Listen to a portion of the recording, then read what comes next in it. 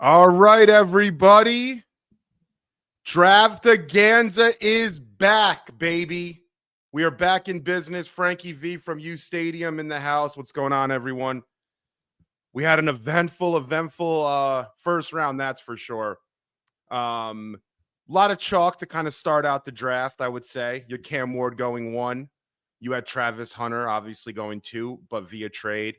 Abdul Carter, Will Campbell, and Mason Graham going 5. Ashton Genty, Jets getting Armand Membu. A lot of chalk, I would say, last night. We'll get into all that, though. You're live with uSTADIUM. This is our second annual. This is almost a mini stream. I don't want to call this similar to what we did last year, where we actually had the whole crew in the house, which was kind of fun. You know, we had Dion here. We had Carlo here. Nick was even here. I know you guys all know Nick Spano. But Jason was here, no longer with uSTADIUM. But shout outs to Jay. I missed the kid. But yeah, you're on. We have an eventful day 2. And if you're not aware, day 2, it's the second round and it's the third round. So we're gonna have 64 picks, I believe. And it's gonna be fun. A lot of players still available. We'll do a little recap of last night. But if you want to join the stream, just comment that you'd like to join. We got Hammy in the chat already, my man. But if you want to join the stream, I'm going to put this out there. If you want to join the stream, click here. Yeah, but again, live with uSTADIUM. I got Jack in the back of the house. Jack in the back. Jack's the man. Always holding it down. There he is, the GOAT, the resident Rams fan himself. Jack will be doing a lot of the graphic stuff. If you want to join or have any issues, Jack, it's going to be your problem, my man. But yeah, with that being said, let's recap round 1, and then we'll go into best available. And then as the picks sort of come in, we are leaking picks, by the way. I got my phone right here. When the picks come in, I'm announcing them. I don't know what you're following. I don't know if I'm delayed, you're delayed. So just fair warning, picks will be leaked. Jack, you're fine with that, right? We will be leaking picks. Is that cool? I'm going to have them up on my phone. I'm ignoring. I have the ESPN feed on the side. I don't care, though. The moment I'm getting notifications, we're putting them out there. Yes, we are leaking all night. So if you want to watch it on NFL Network and not have us leak, you could turn off the stream or you can mute us. I mean, there's no point in muting us. But I'm going to get when the picks come in on Twitter or Jack gets them or we get notified of it, they will be announced on the stream. So with that said, you know, let's get into some comments before I recap last night. My man Hammy, Hamburglar, what's Gucci, my man? How we doing? When do you think Shador goes? I think he'll go today, man. I think he'll go today. If I had to say, when does Shadir go? Listen, I think Cleveland, obviously, they missed out on Travis Hunter. I don't think they're going to miss out on the other Colorado bandit there. So I think Shador goes to Cleveland. I think he's going maybe 33 or 36. I don't really trust Cleveland to not take him, if that makes sense. But listen, the fall from grace, quote unquote, because Shador was rumored to be, as everybody knows, potentially a first overall pick about 3-4 months ago. As the process played out, Cam Ward really took that spot. But Shador working out with Cam Ward, doing a lot of the same kind of off-field stuff as Cam Ward in terms of like, interviews and media stuff. Shador was supposed to go second, maybe to Cleveland. And then he was supposed to go third to the Giants. And then a team was supposed to trade up in the top 10 for him. The issue with Shador Sanders, I'll say this once, and I'll try not to say it again, because I've been crapping on the kid. Jack, as you know, actually, you know what? Let's put it up. I had a tweet about Shador Sanders a while ago, okay? And this tweet kind of got people all in their feelings. I'm getting it up right now. I should have had it planned, but you know, we'll keep things fluid over here, Jack. We do things on the fly, but we do things on the fly. We're not planners, unfortunately. If we were, maybe we'd have some more money in our pockets. But all right, let's go through this, right? Let's just let's get the cat out the bag, as they say. I had this tweet. All right, allow this stupid thing. All right. I had this tweet about, I don't know when, actually it says it right here. What was it? 3 weeks ago. So Shador had his pro day, right? Shador had his pro day, and I thought he looked like crap. Look at that ball right there. Look at this. I mean, it's I've seen, that's a pretty decent pass. That's actually was his best pass of the day. But some of this stuff, the ball is just not coming out. It's ducking. Look at this pass right here. Look at that flow. I mean, and listen, who the hell am I? I'm not a draft expert. I'm not. But I wasn't a big fan of his pro day. And looking at him as a leader, I thought he would have issues going into an NFL locker room. This isn't Colorado. You don't call all the shots. I say it about Shador. He's a little bit like LeBron. Just LeBron has the talent.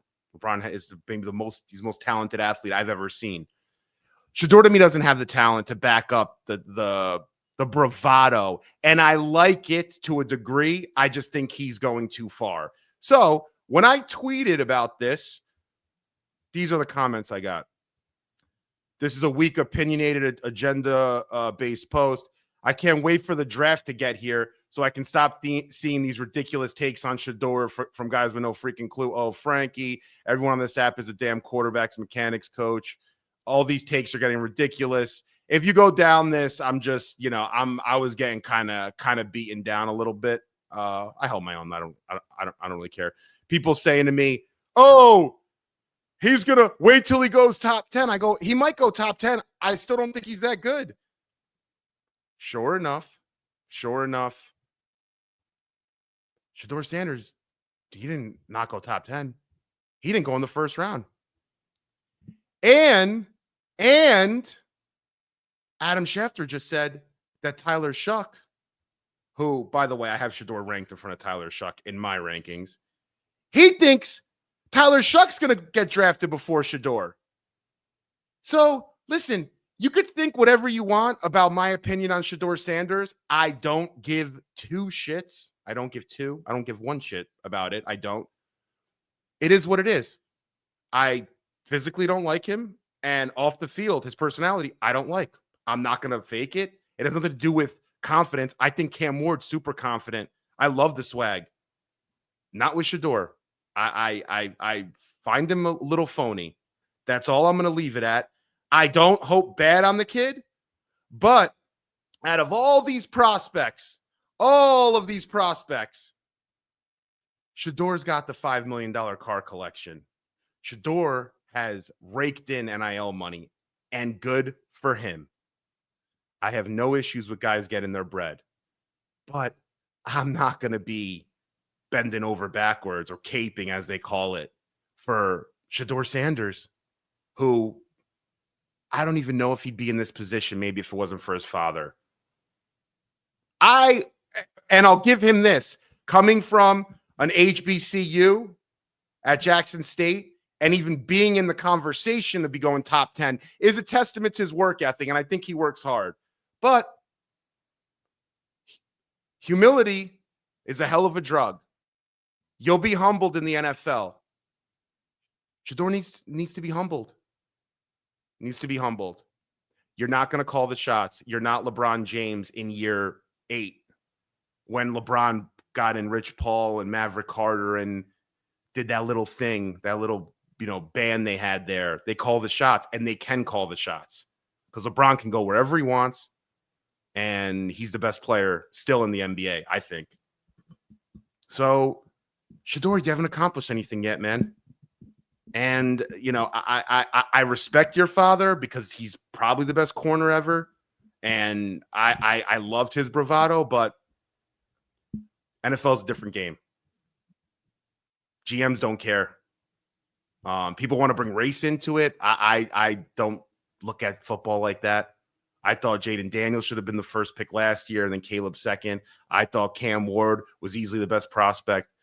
If you want to compare race with personality, and that's why I don't know. You could believe what you want. I'm not going to tell you what to think, but for me, it's all about football and off the field stuff. I don't like his personality. I think he's a jerk. I thought Johnny Manziel was also a jerk, and Josh Rosen. So people can call me whatever they want. I don't give a shit. It's sad to a degree, but I'll move on. Sorry, I just had to get that out of the way, Jack, because I was getting DMs, I was getting threatened. I was getting threatened on Twitter. People were DMing me wanting to find out. I'm out there. I'm not that out there, but I'm pretty out there now. I was at the New York Post yesterday. People want to meet up with me over this stuff. You want to fight me over my take on Shedeur Sanders. That makes a ton of sense. Real mature, guys.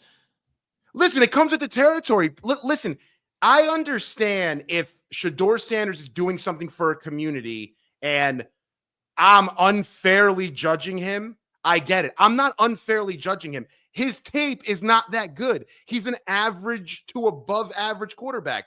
He's not an elite quarterback prospect. And the NFL told you that last night. Sorry. I'm just being honest. It is what it is. All right. We'll get to some more comments. Always Shedeur ones. How far do I think he falls? He's not going to fall to the third round. I don't see that. I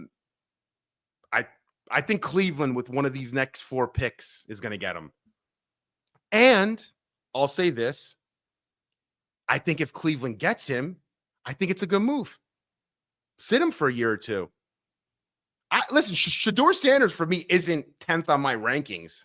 He's 6th, close to 5, and he's close to 2. I don't think Jackson Dart is that much better of a prospect than Shedeur. But he ain't a top 5 pick, and he ain't a top 10 pick. If you wanted to get him at the end of the first round, I see it. He does have good ball placement. He does have some swag to his game. But he ain't Cam Ward. He ain't Caleb Williams. He ain't Jaden Daniels. He's not Drake May. He's not the kid in Denver. He's just not. He's not even close. He's not even freaking close. So with that said, I'll recap a little last night. We'll try to get Nick in here. Yeah, Will Johnson. Yeah, I mean, listen. So this comment says Will Johnson slipping was surprising. Listen, Will Johnson's very good on tape. I mean, he jumps on things. By the way, the draft's starting now, 7 p.m. We got Cleveland on the clock. Could be a Shedeur Sanders spot. But yeah, Will Johnson, listen, I'll say this.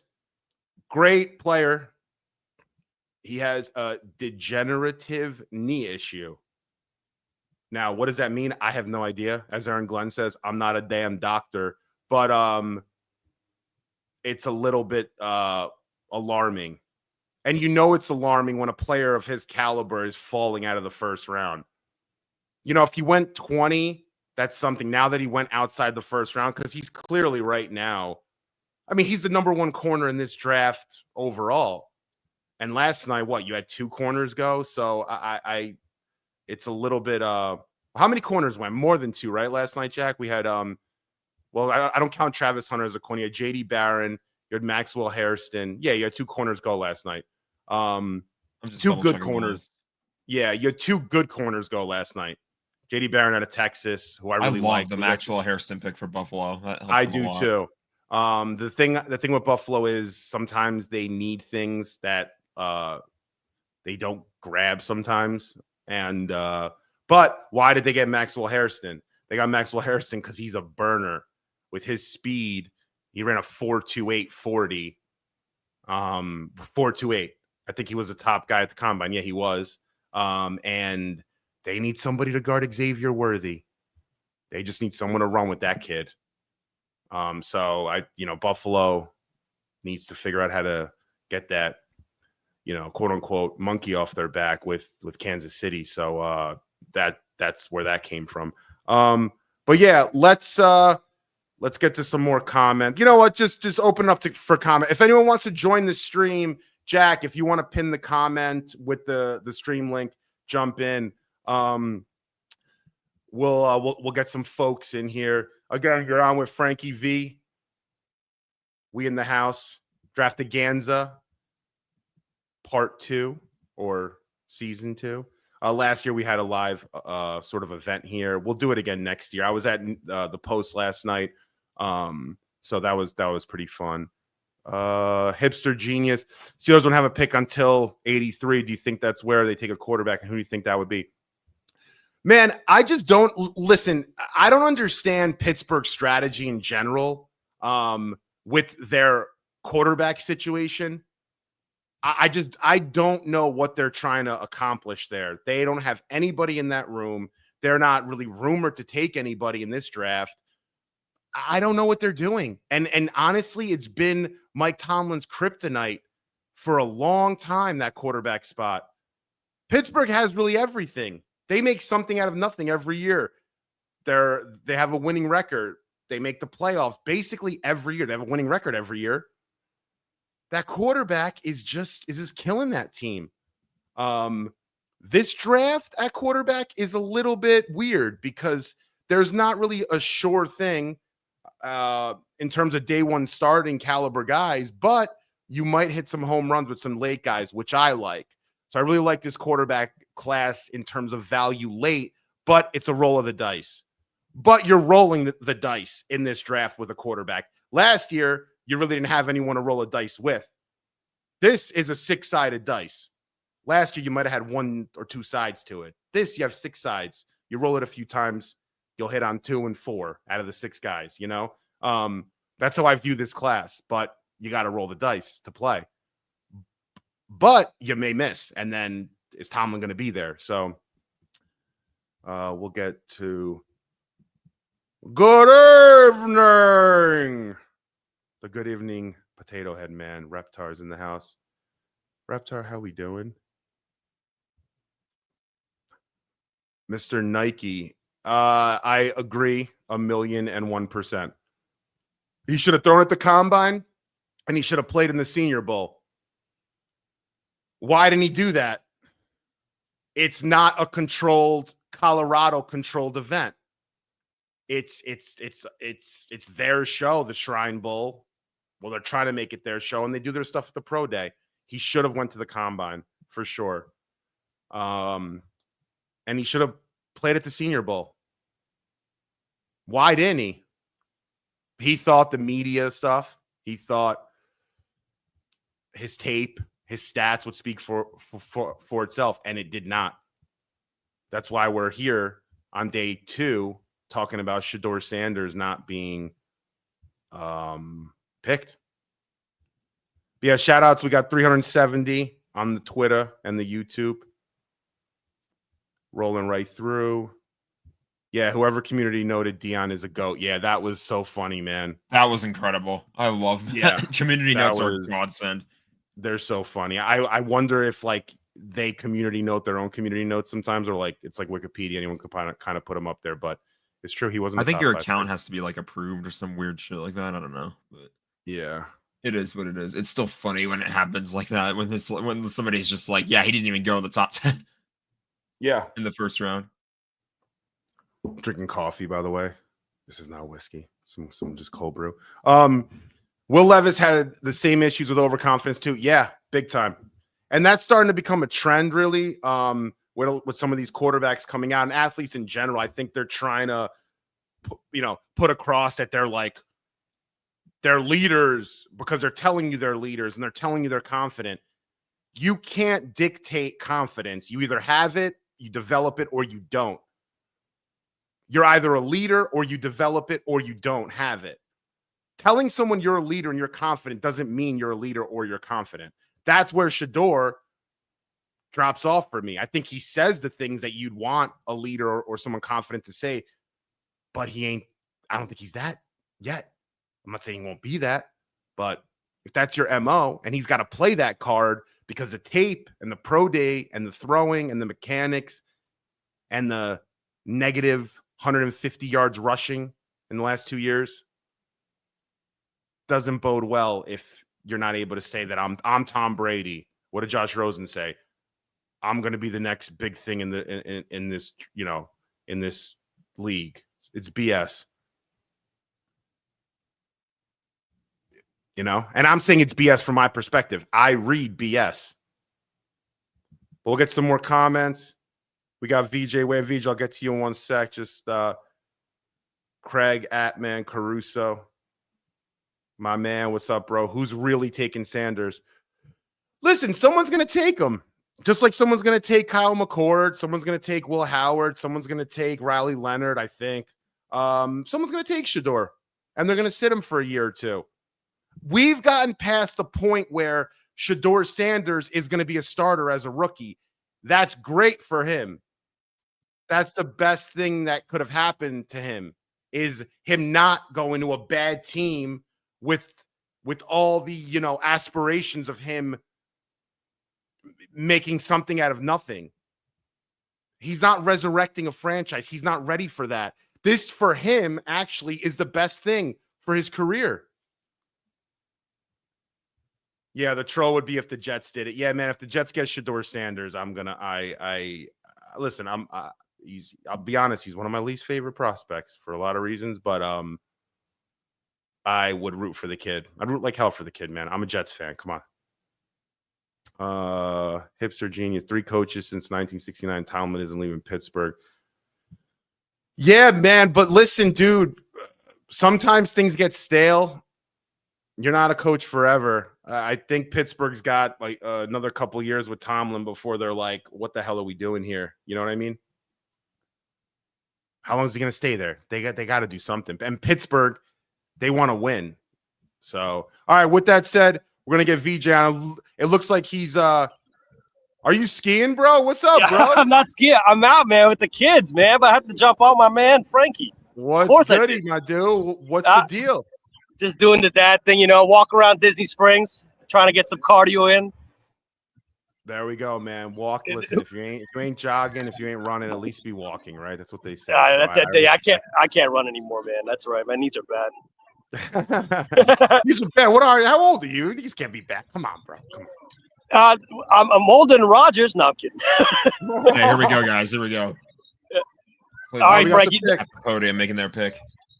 All right, Vita, stay on. I got the pick here. The Browns have selected one of my favorite players in this draft. Actually made my 15 defensive players I love in this draft list. UCLA linebacker Carson Schwessinger. Go Bruins. Yes, UCLA Bruin linebacker. This kid can do everything on a football field. He can play inside. He can play a little outside. He can blitz. He reminds me a little bit of, staying on the Frankie, note here, Frankie Louvu. Kind of can do a little bit of everything. He is undersized, is an undersized player, but I like it for the Browns. The Browns are trying to build something up front. They're trying to get that front seven down pat. Myles Garrett coming back. Now they drafted Mason Graham. They get a linebacker in there. Cleveland usually likes that. Cleveland's a tough place. You need tough players. I like this pick. I think it's a little early, but Jahad Campbell going yesterday to the Eagles that took out linebacker 1.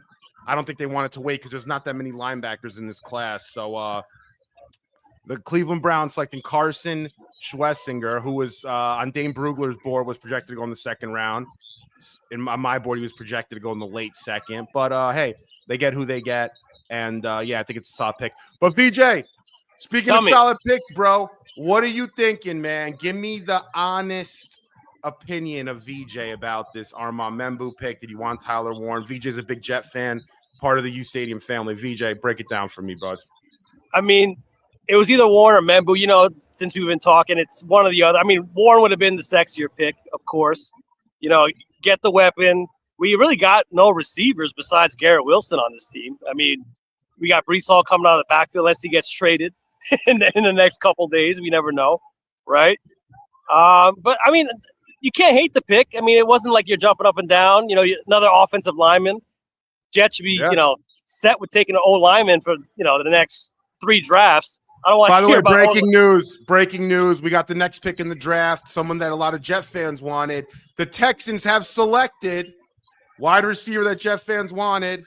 Who's a wide receiver that a lot of Jet fans wanted? Let's see if you're good, VJ. Burden. I think we wanted Burden today. I'll give you a clue. It's one of the Iowa State receivers.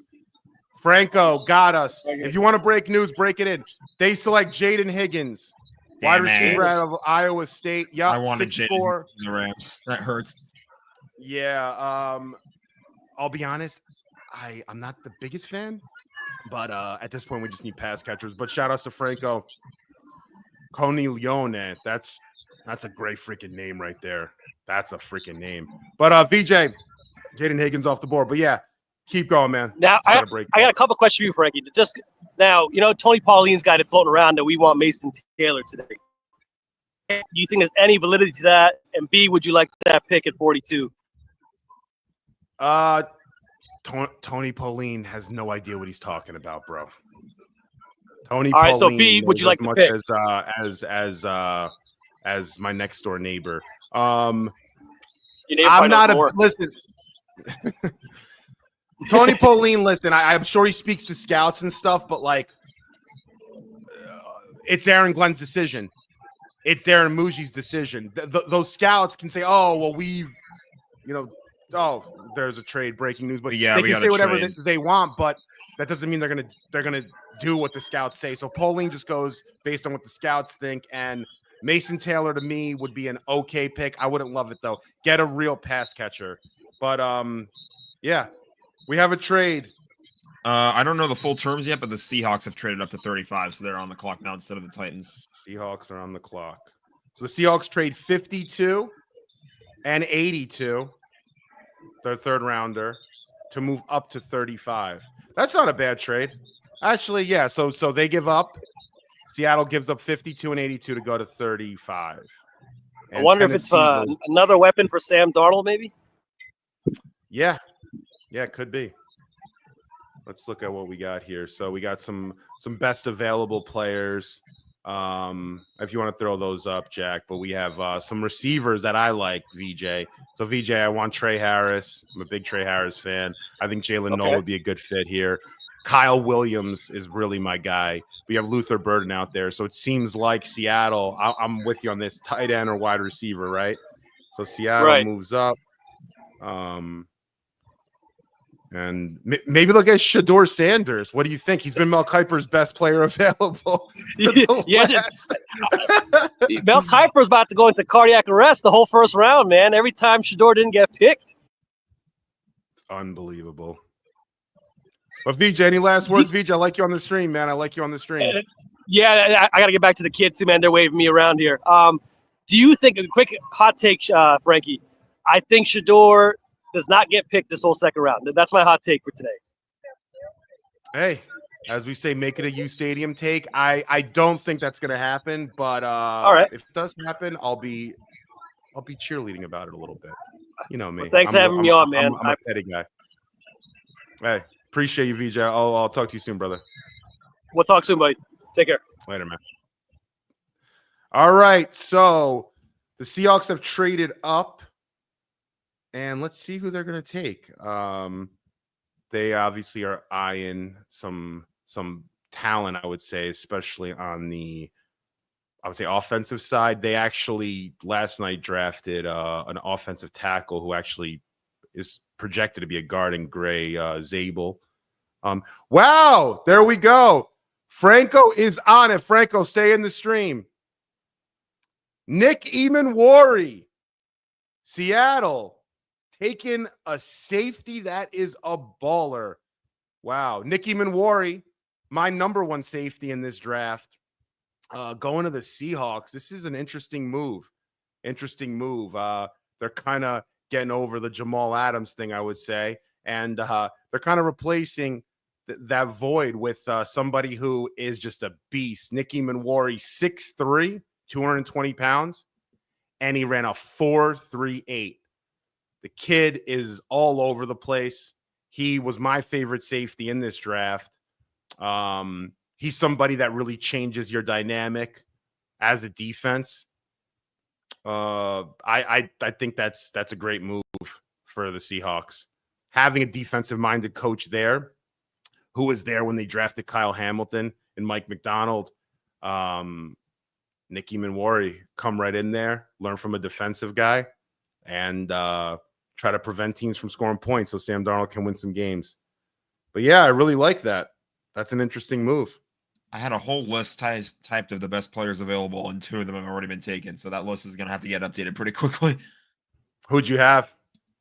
I had Jaden Higgins was on it, and the guy that just went, Nick Imamori. Yeah, they both just they were on that list. So I gotta get that. Shout out to the stream. We're at 470 right now. We got kind of rocking and rolling. 470. Our Twitter follower count went up. I like to see that.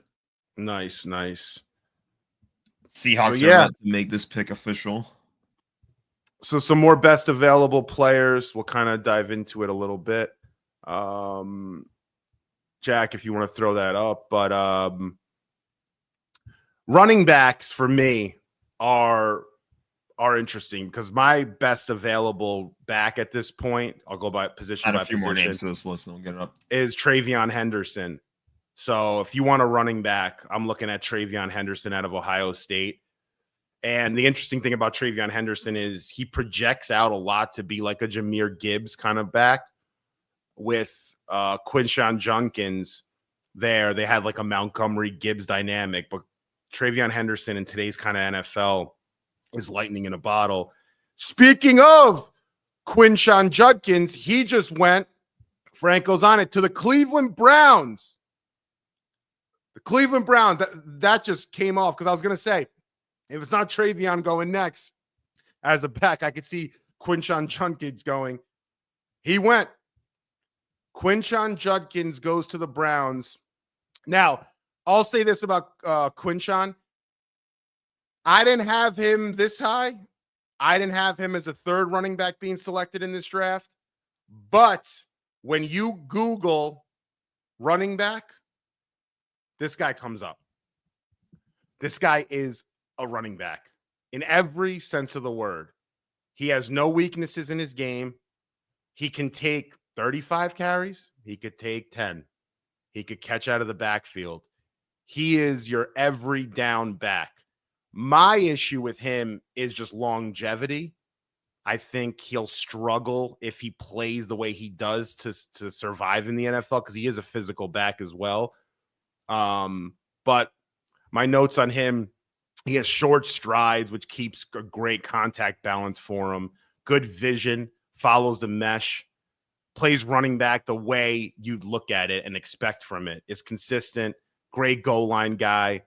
His film gets more impressive the more you watch it. Nothing stands out with Quinshon, but you appreciate every element of his game. And there's a lot to be said about that. So if I had to comp him, let's say he reminds me of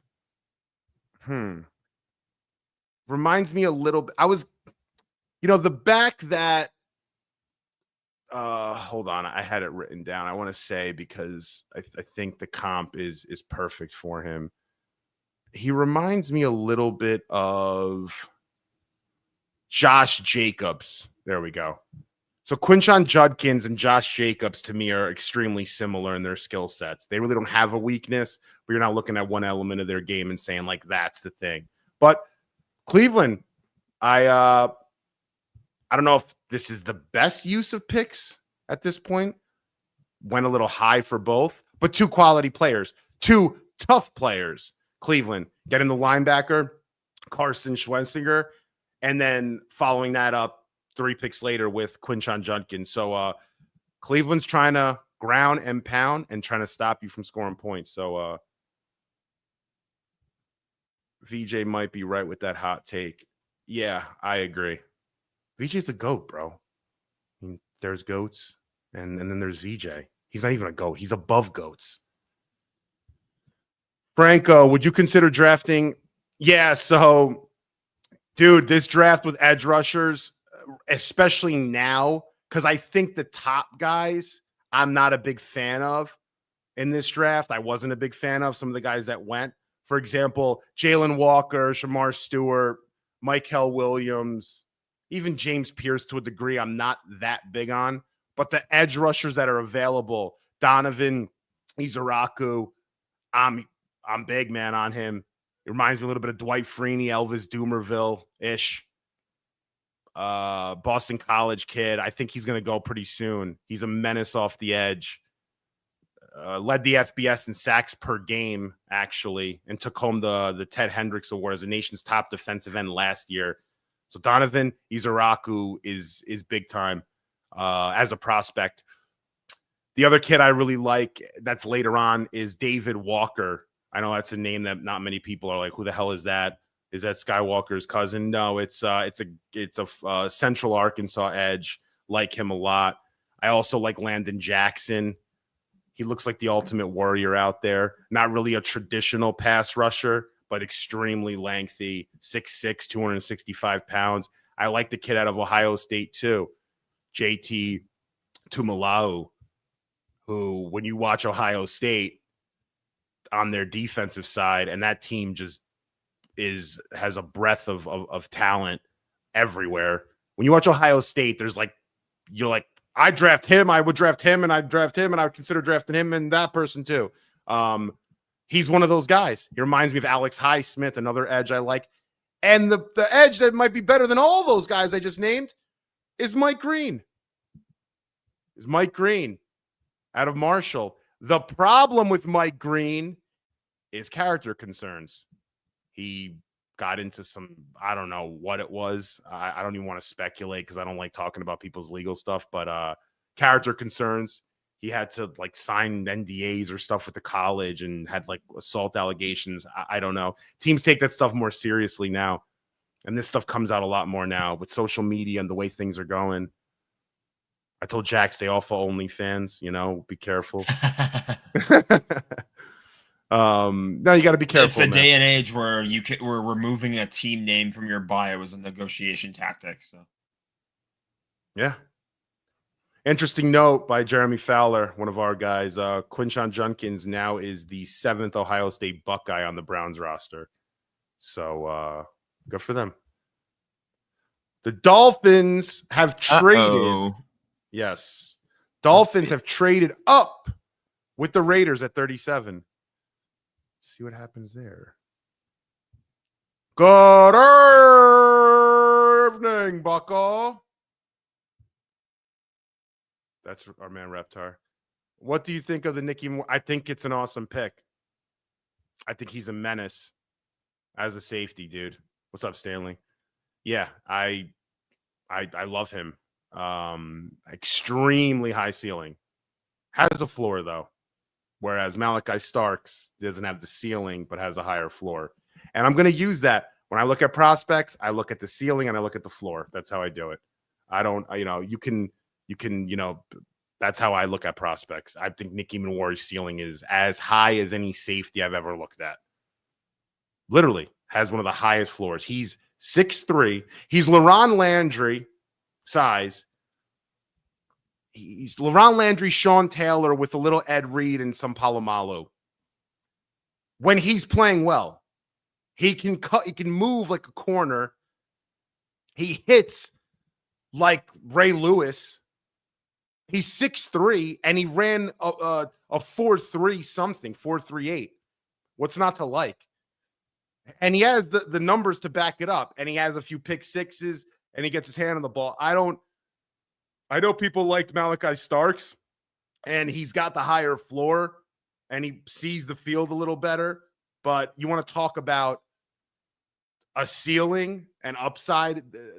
This guy has one of the highest ceilings. His RAS score was almost perfect, I believe.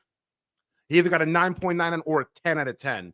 Physically speaking, he's one of the top of the top in NFL draft history at any position, by the way, not just safety. Like his size, his speed, and he's a good character guy. I watched some of his interviews. Miami going to O-line They're going to take, I don't know how to pronounce his name, Jonah Salvanea. Yeah, Jonah Salvanea. So, yeah, so Miami, I think, is trying to build things the right way at this point. Taking Kenneth Grant last night, which kind of, I think, didn't surprise me, but it surprised some people because they got him at 13. And now going with a tackle that for some people is projected as a guard. So I know that Dane Brugler projected Jonah Savanea as a guard to go in the second round. So he's 6'4", so he's a bigger guard, or he'd be like a small tackle. Some of his strengths and weaknesses, if you guys want, I'll just go through it because I know some Jet fans, we like to know what our competitors are doing. Strengths, I won't read them all, but I'll read the summary. Overall, Savanea has the length and functional movements to stay at tackle, but his square play style projects best inside at guard, where he can use his bear claws to control the man in front of him. He should compete for starting reps. I mean, it's not really saying much. They're seeing a massive frame, well positions, plays balance. I looked at him, good player. I'd rather put him at guard. I think he can be beat a little bit and he can get a little heavy in his sets, but build in the trenches. Yeah, sometimes that's the way to go. I think Miami was a little bit too cute. By the way, shout outs to the 530 we're at now. Miami, I think, got a little bit too cute with the way they built this team. So I think now they're trying to do the opposite.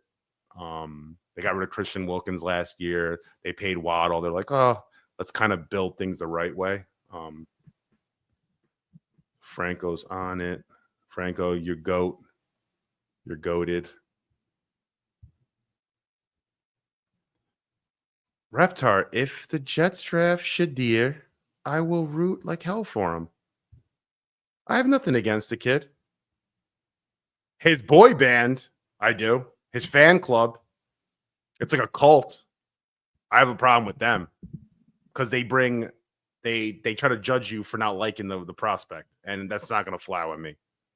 And I will pick on him as a prospect even more. If you're telling me he's going to be good because he's got swag, I've seen quarterbacks with swag. This is nothing new. He's offering nothing new to the game. Zero. There's nothing Shedeur said. The only thing he's offering new to the game is being a projected top 10 pick, but he can't throw a deep out. I've never seen a quarterback that and ran for negative 167 yards. Runs for negative yards. I don't know. That's the newest thing he's bringing. The swag, the chains. I've seen it all. I don't care. Right, Jack? Am I right or wrong? You're right. What is the infatuation with Shedeur? I think it's just a media circus thing, if I'm being honest with you, because it comes to the fact that he's Dion's son, and then that whole thing from him coaching. It's just like leading to, I don't know. It just doesn't sit well with me, to be honest. And I can see why there's a bunch of teams passing on him, but I don't know. Yeah, I just find it a little bit ridiculous. Like, he's got this whole draft room set up. It has like all his catchphrases on it or whatever, and it just seems to me like he's a little full of himself, and then he doesn't even get taken in the first round. So, the league keeps an eye on that sort of thing. Absolutely, dude, 100%. VJ, let's get Luther Burden at 42. I'm down with that. I would prefer Trey Harris or Kyle Williams or even Jalen Noel. Jalen Noel, I think, and Burden are pretty close for me, though. I like Luther Burden. Let's get a pass catcher. The Jets do not have a wide receiver 2 on the roster. They don't. They have 2 wide receiver 3/4s and Josh Reynolds and your best friend there, Alan Lazard. But you don't have a wide receiver 2. Now, I'll say this. Malachi Corley better get some reps next year. You didn't draft him last year just to sit there again. So, yeah, they better get him involved. And Malachi Corley, obviously, was not able to kind of get in tune with that Aaron Rodgers offense because of how timing-based it is and how precise it is. He's kind of the opposite kind of player, more fluid. You have to get him in motions, do some unique Deebo Samuel things, which is who some people compared him to, which I thought was ridiculous because Deebo's such a beast of an athlete. Like, I don't compare people to beasts of athletes usually. But this offense should be more fluid. should be more creative. Tanner Engstrand learning, hopefully, from Ben Johnson, should be able to use Malachi Corley in some unique ways. So I'm looking forward to seeing a little more Malachi Corley and how Tanner Engstrand uses him in this offense. I don't know what this offense is going to be. I have no idea. I couldn't even begin to tell you what this offense is going to look like. Hitting up Dom C to come on. Jack, do we have a graphic you want to put up or something? If you have a clip of anything you want to throw up, just let me know. And we could throw something up if you want to find something, or there's like an interesting video, we could throw something up. But yeah, we'll be on. We'll do some more picks. We'll be here for the Jets pick. You got our live reaction. We'll get Dom C on, which should be cool. We got an account. Patriots are about to make a pick here. Nice. Do you think Shador could handle? No. I don't. I don't at all. Listen, man, I'm not judging where the kid's from, but like Texas people and New York people kind of are very different. Damn, there goes Travion Henderson. Oh, the Patriots got him? Yes, sir. I'll be right back. I'll be back. This is ridiculous. I'm pissed off. I don't know where he's going. I'm probably gonna have to talk to the masses. You guys are gonna have to deal with this disembodied voice for a little bit. But yeah, Travion Henderson going to the Patriots at 38. Bears are up next with 39. Bears actually have 2 picks in the next 3, so the Bears they're gonna go at 39 and 41. I don't know where Frankie went. I don't know what he's doing.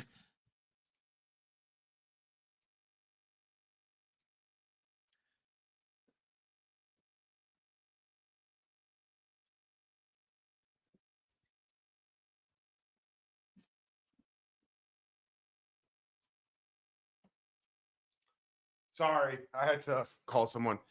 Travion Henderson, my GOAT. Oh boy. Jeez Louise. Patriots have now drafted. Listen, I think the Patriots had a shitty offseason in terms of free agency. I think they spent so much money. They are crushing this draft, boy. I mean, listen, Will Campbell, they had the 4th pick. You're going to get a quality player. Will Campbell's a beast. Will Campbell, my favorite offensive player in this draft. And Travion was right there next to him. So, yeah, no, I had to call someone. I didn't want to react live to that because I hate that I have to talk about this pick because I think it's a really good pick. But yeah, Travion Henderson. So we're getting a little bit of a running back runoff, I would say, to a degree. Well, we are. So 2 Ohio State running backs and 3 picks. Good point. Yeah. Teammates going within 3 picks of each other. All right. We will get Dom Sion. Is Nick coming on? Let's get Nick on.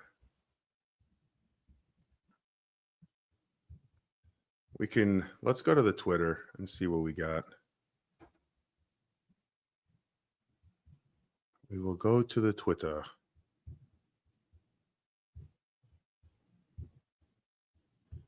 Actually, Nick tweeted before, go get Savania, who the freaking Dolphins got. Nick's going to have an epic crash out. That's for damn sure. Hearing about Travion Henderson, yeah. When is the Jets' first pick? We go through. I'm not really sure. 42. I mean, 42. In the third, yeah, 7. Yeah, we have 2 of the next 3 picks are for Chicago, New Orleans in the middle of that, and then the Jets pick after. So we have Travion Henderson right over here, 38th pick. Gray Zabel after 10 Bush Lights. I like this. This is what I'm going to do tonight about why we got Armand Membu. There's like 5 or 6 running backs with 1,000-yard potential out there. Yeah, I agree with that. This running back class is probably the best running back class I've ever seen. It actually is the best running back class I've ever seen. I'll go through it if you guys want, but I'll just tell you right now, it's just freaking stacked. This is a very true tweet right here. You know, you got just kind of running through some running backs that I like. Caleb Johnson, I had as my fourth back. Actually, my third back, excuse me. I had Ashton Genty 1, Travion Henderson 2, Caleb Johnson 3. Lightning in a bottle. He is as smooth as you can be for how explosive he is. Has really good vision. He is this year's Bucky Irving, Caleb Johnson. The only problem with Caleb Johnson, is he's taller than I like for a back. He's 6'1". Watch Caleb Johnson out of Iowa State. He looks like Reggie Bush, his cousin, which I don't always like because you kind of lose that center of gravity. But you have guys like Dylan Thompson, RJ Harvey out of UCF, who actually made my my favorite top 15 prospects that I like in this draft. So I'm a big Harvey fan. I think bad news, VJ. It sounds like the Bears have taken Luther Burden. Another wide receiver off the board. Another wide receiver. So Luther Burden off. I'm just waiting for an extra confirmation. I saw one tweet. I'm just making sure the rest come through first. Yeah, Franco, I know it sucks. Yeah, it's rough. The Jets need a pass catcher, so I'm not really sure if they like Burden or whatnot. I hope that they're not like all in on, because Higgins and Burden were both rumored to go to the Jets potentially now. But I'll say this: I like some of these other receivers a little bit more than the two guys that we saw that just got drafted. I like Jalen Noel a little bit more. I like Trey Harris more. There's a bunch of receivers that I think can give you that upside. Kyle Williams specifically too. Like I'm a big Kyle Williams fan. So, people like Jalen Royals, Jack Besh, and then you have the question mark in Isaiah Bond, who, to be honest, if Isaiah Bond didn't have character concerns, he's a speedster. I mean, he thought he was going to break the record, the 40 record, which is ridiculous. He didn't get close, but that guy in an offense that can get him the ball in space, he's going to be electric. Jalen Noel would be nice, or Mason Taylor, but rather have a tight end in the third. Yeah, Mason Taylor, Nick Spano at uSTADIUM, we've spoken about Mason Taylor a little bit. He calls him soft. I'm not sure if Mason Taylor, I don't know if he's soft, but he could be a little soft. Kind of want a tough tight end, or at least one that's like extremely fluid, like a Loveland that like can give you value if you were to like put him in the slot from inline. I don't really know what Mason Taylor is. Same thing with Elijah Arroyo. I'm kind of 50-50 on both of them. I lean towards Gunnar Helm a bit because it kind of is like a tight end's tight end. Sometimes I tell people, like, it's not about being fast when you're a tight end. It's about knowing how to play tight end. There's an art to it. Look at Jason Witten, Antonio Gates, Gronk. Being fast, Greg Olsen. Being fast isn't a prerequisite to being a good tight end. Mark Andrews isn't fast. Laporta is not that fast. You got to kind of know how to play it. So Gunnar Helm kind of reminds me of that kind of style. But you got to get lucky too. You got to get lucky because you might draft the kid and they might be slow and they might not be good. So who should they take at 42? What's up, Gil Fuentes? What's up, dude? You know what? I want Trey Harris or Kyle Williams.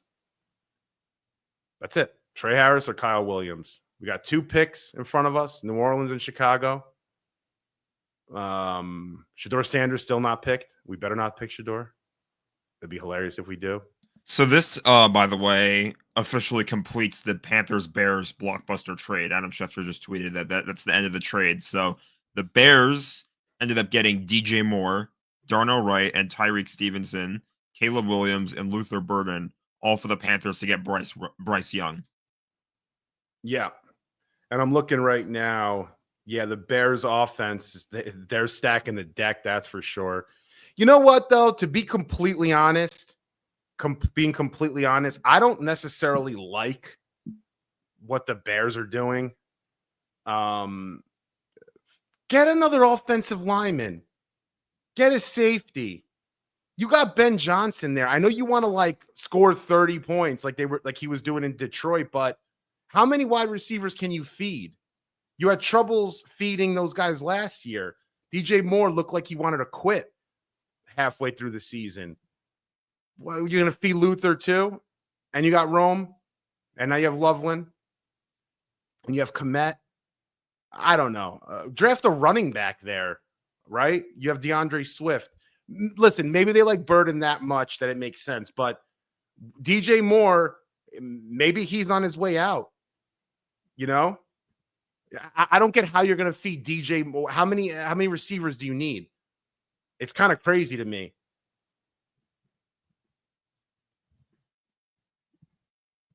Sanders is falling fast. We got more breaking news from Franco. Bada bing. The Saints are taking Tyler Shuck. He got picked before Shedeur. Wow. I am stunned. I told you before when the stream started, that's a possibility. I didn't think it was going to happen. Holy smokes. Holy smokes. I'll say this. I'll keep it real. Somebody just tweeted. Somebody check on Mel Kiper. I don't think Tyler Shuck's that good. And I think there's 5 quarterbacks better than him. He got a lot of love. Maybe Kellen Moore, his style, playing indoors, that probably works well for Shuck. But I don't know. I had him pretty low on my rankings. Where exactly I can get it to you, but I had Cam Ward, Jackson Dart 1 and 2, Will Howard, my guy 3, Riley Leonard 4. I have weird rankings, but I'll explain later. Kyle McCord 5, Shedeur 6, and then Shuck 7. Right there. And then Milrow 8.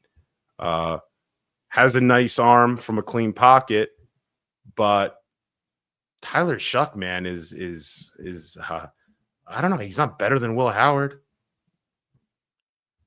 He's not better to me than Riley Leonard.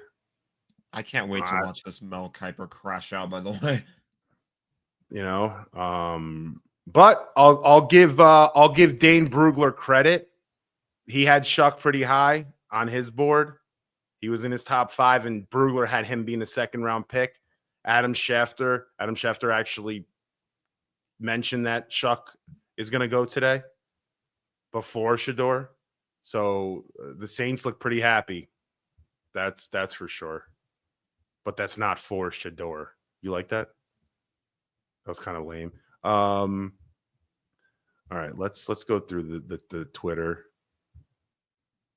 Sanders to the Steelers at 83 is looking more and more likely. Yeah, I mean, the thing with Sanders right now is what teams really need a quarterback, right? You know, the Giants got their quarterback. The Saints got their quarterback. I still think the Jets need a quarterback. I'm not depending on Justin Fields. It's a 1-year experiment, so we need a quarterback. I'm not saying get Shedeur, but I'm saying we're probably a quarterback-needy team. But the only real quarterback-needy team is Pittsburgh. Bills are moving up with the Bears. Oh, is that happening right now? Oh, yeah, it is. Okay. Yes, sir.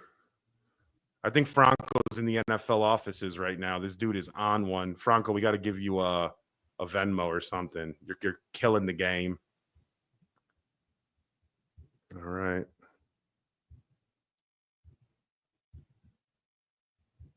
Yeah, the Bills are trading. I got it right here. Bills are trading 56, 62, and 109 for 41 and 72 and 240.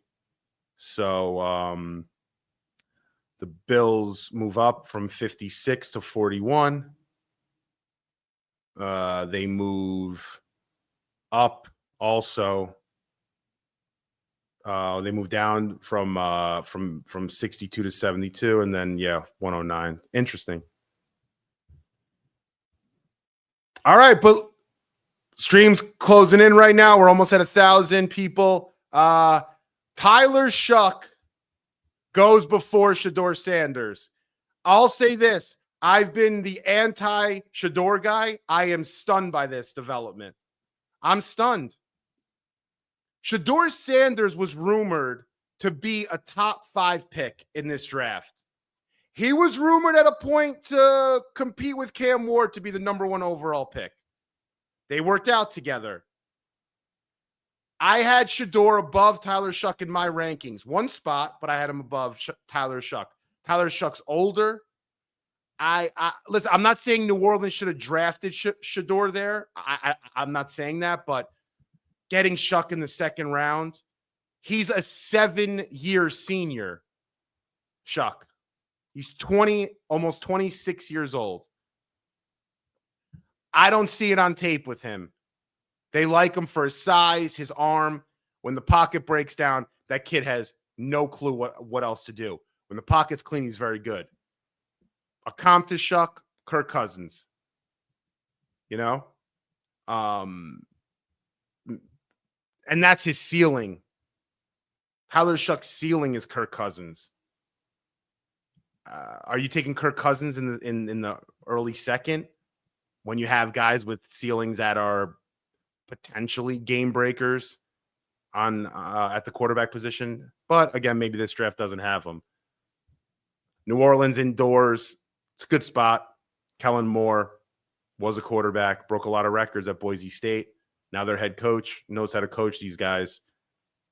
Probably a good spot, but I don't see the vision necessarily. But Adam Schefter did report that Tyler Shuck was going to go before Shedeur Sanders before the draft started today, and sure enough, it happened.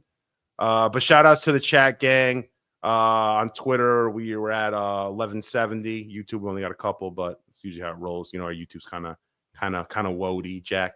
But you're on with uSTADIUM. All about the U. If you want to join the stream, I'll send the link out right now. Come and join me. Come and debate me. I would love to have you on. Breaking news. The Bills have selected a player that I really like, a defensive tackle. I'll get into that right after I post this out. Join the stream. I had this player on my 15 defensive guys that I love in this draft, and that's TJ Sanders. So TJ Sanders goes to the Bills. But before we get into TJ Sanders, you know who's on the clock right now, right, Jack? Is it the New York Football Jets? It's the New York Football Jets, baby! We're over 1,000, by the way. Actually, we're over 1,200, which is awesome. Let's go. That. The view count has shot up. The Jets right now are on the clock. This is big time. I got to get ready for this one. This is going to be an interesting one right here. So who would I draft right now if I'm the Jets? I'm taking one of these wide receivers, Trey Harris or Jalen Noel or Kyle Williams. I go Trey Harris, Kyle Williams, 50-50, flip a coin, and then Jalen Noel right after. If they take Mason Taylor, I'm going to freak out. I don't want Mason Taylor, and I have a feeling they are. Ooh, this is cool. This isn't draft news, but this is a nice little thing that Nike just announced. They're going to have a thing called Rivalries, which is like special alternate uniforms for rivalry games, like within the division and stuff like that. That's pretty cool. I'm a geek for that sort of thing. I'm sorry, I had to talk about that. Yeah, you're a big geek. We know that. All right, Jets are on the clock. So TJ Sanders is a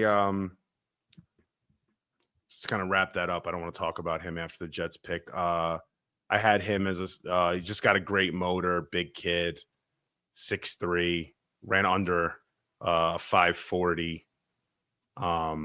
For his size, he's good. So he's a good player. Buffalo addressing that defensive side with Josh Allen kind of running that offense. You get Maxwell Hairston, who also made my list. So Buffalo actually drafted 2 guys that are on my defensive players I love list. And they're keen on defense. But the Jets right now are on the clock. Let's see what we got here. Jack, who do you think the Jets should take? Who do I fit? What are your positions of need? I don't have as much of a pulse. What is? Well, we have like 50 of them, so. Let me look at the BPA real quick. Honestly, maybe you take a chance on Will Johnson, Mike Green. Mike Green, I know you like. Mike Green is interesting, but we don't need an edge. We need a pass catcher. Get Garrett Wilson. Jesus Christ. I shouldn't have said that. Jesus Christmas. My fear has happened. We drafted Mason Taylor. Oh, boy. Listen, he's got a tough hill to climb, this kid. Tough hill to climb. I had a feeling. I told you guys they were going to draft him. I mean, come on. Like, you know, take him. I get it. He had one of the best catch rates in college ball and of all the players in college. He's a big kid. Jason Taylor's son. But you got Kyle Williams out there. You got Trey Harris. You got bona fide wide receiver twos. You don't have a wide receiver two. Who's playing wide receiver two? You ain't finding one in the third round that's going to start. You might find a tight end that's going to play in the third round. This kid's not good enough, in my opinion, to justify taking him over Trey Harris or Kyle Williams or Jalen Noel. I'm not agreeing with this pick. The production was not there. He had 546 yards and 2 touchdowns. Two touchdowns he had last year. The year before he had 1. Is it a terrible pick? No, it's not. But get Garrett Wilson, another wide receiver next to him.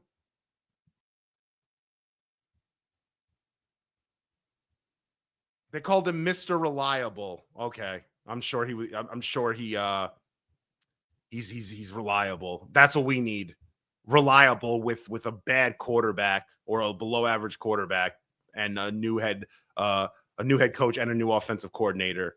I'm sure this kid's just going to shine. They say he reminds people of Hunter Henry.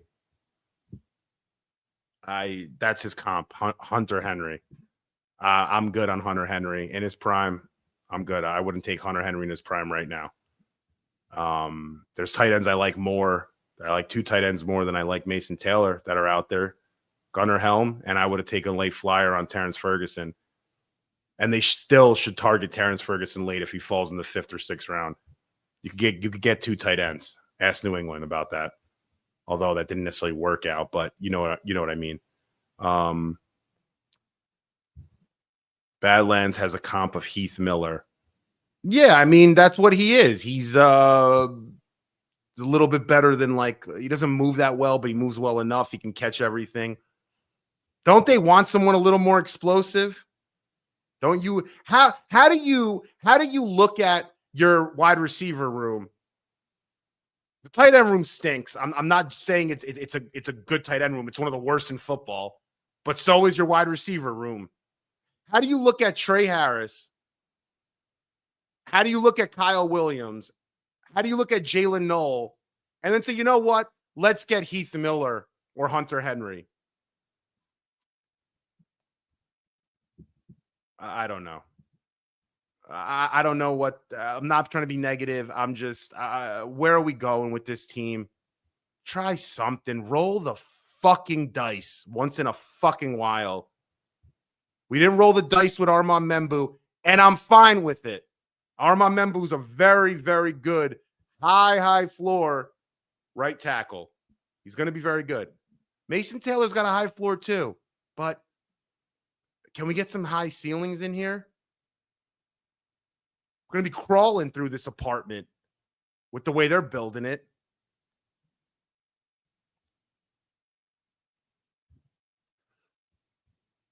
Yeah, listen, To be honest, you're not wrong, Isaac. I don't know if I agree with that necessarily, but yeah, at least like you're getting a very talented player. Mason Taylor is not a talented enough player where I'm like giddy about the pick. He has 3 touchdowns in 2 seasons playing at LSU. Now, granted, they need to feed a lot of people there, but like 3 touchdowns in 2 years, 3. He had 1 last year, but he missed a game, but still 1. And then, or he had 2 last year, and then 1 the year before. He had 3 touchdowns in 2 seasons.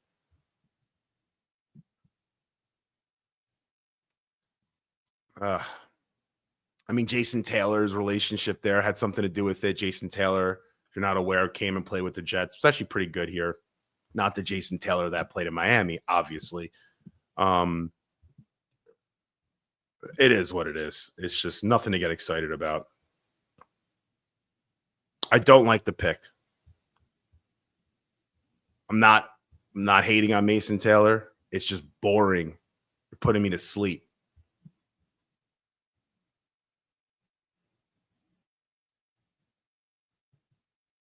I don't know.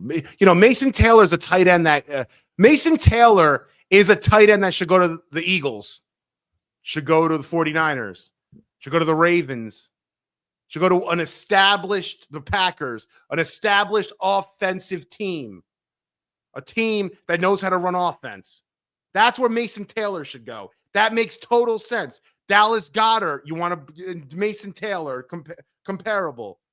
The Jets, what the fuck are we going to do with Mason Taylor? What are we going to do? What's the thought here? Maybe Tanner Engstrand's a genius and is going to be Ben Johnson 2.0, and Mason Taylor is going to become Sam Laporta. That's maybe what they're thinking. Hopefully that happens. But if you're Garrett Wilson, you're excited about this? Thanks. You got me a right tackle and and Heath Miller at tight end. Appreciate you. Hey, maybe they like Malachi Corley. Maybe they do. I don't know. I don't know what they like. Hipster Genius goes, if I'm Garrett Wilson, this is my last season as a Jet since I clearly don't want to give him help. Oh, yeah. 100%, dude. Alfred Collins going to San Francisco at 43. There we go. Alfred Collins, big body run stopper out of Texas, Longhorn State. 49ers beefing up that front line with our old head coach, Robert Saleh, up there with Alfred Collins. Solid pick. Nothing to do jumping jacks over. But yeah, we'll try to get Dom C on. We'll get Nick on to kind of talk about the pick.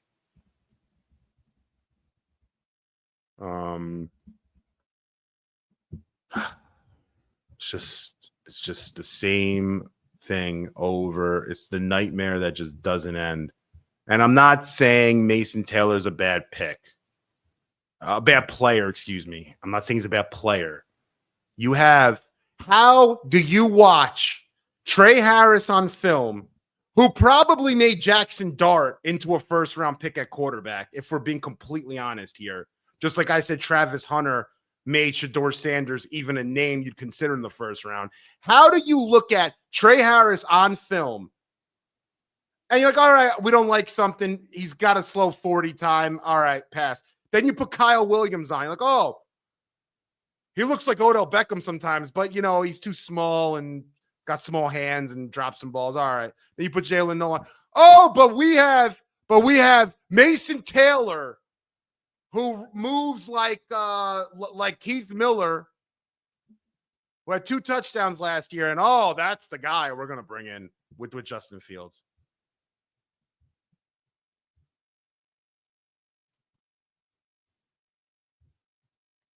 Shout outs to the almost 1,400 that tuned into the stream.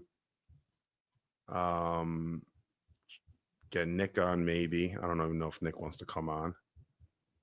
But yeah, Mason Taylor. I don't know. Let's put on some Mason Taylor. Why not? I've really, I'm not being a positive person, so maybe we Mason Taylor. It's just boring stuff, man. Jets just never think outside the box. You know what I mean? Think outside the box. Do what Baltimore does. No one thought Kyle Hamilton was a good pick, who was rumored to go to us, by the way, that year. And what do? They get Malachi Starks.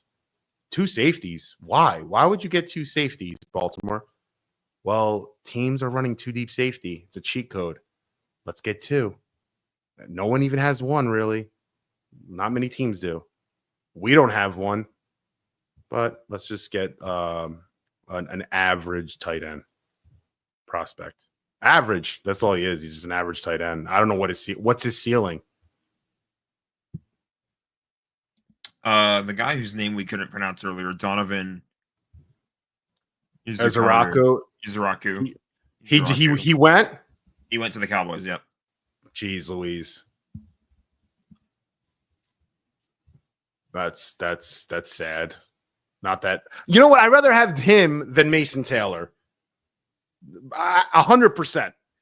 Donovan Izaraku is a monster. They might have just found their next DeMarcus Ware with that pick.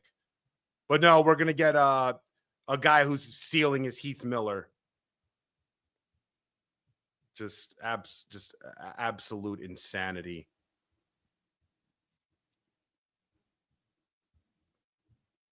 Kid looks like Jeremy Rucker too.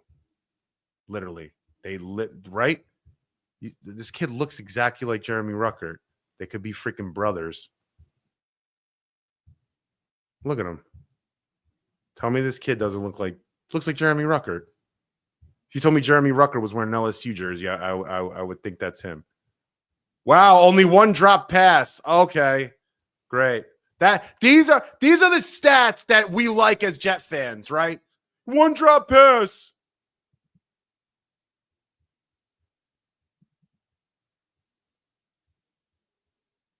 Thought if they went tackle first, they might have a tight end like Mason Taylor there. If they went tight end first, I didn't think those tackles would be there. All the tackles are gone. And probably mute the audio just in case.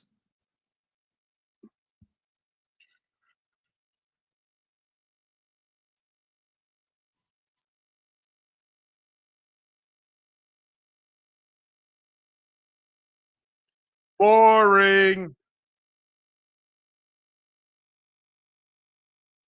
Such a boring freaking pick.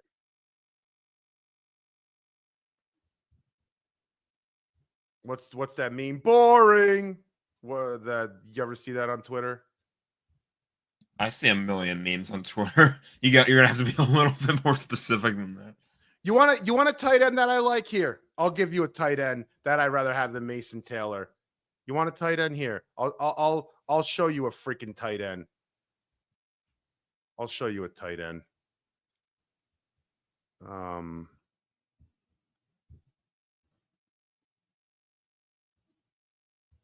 show you a tight end. If I could find a damn clip. I can't play highlights, really.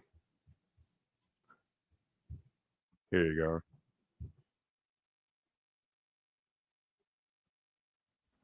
You want to see a tight end? Here, I'll show you a goddamn tight end.